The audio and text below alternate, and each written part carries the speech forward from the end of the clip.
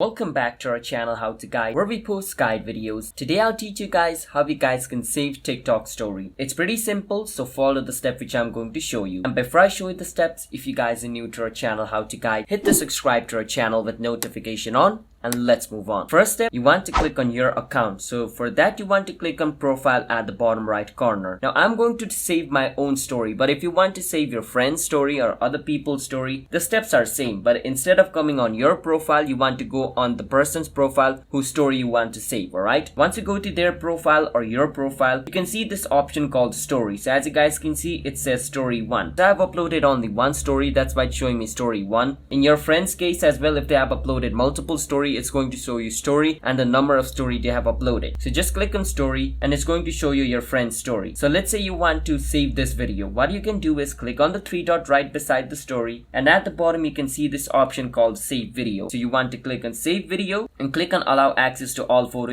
It's just TikTok is just asking you to provide access to your gallery because this video is going to be stored in your gallery. So click on allow access to all photo and it's showing saving. Wait for some time, and as you guys can see, it's done. So that's basically how you guys can save TikTok story, whether it's your friends or whether it's your story. The steps are same. So let me go to gallery to show you that. As you guys can see over here, my story has been saved on my phone. It's that simple. If you guys found our video helpful, hit the subscribe to our channel How to Guide. I'll see you guys next time.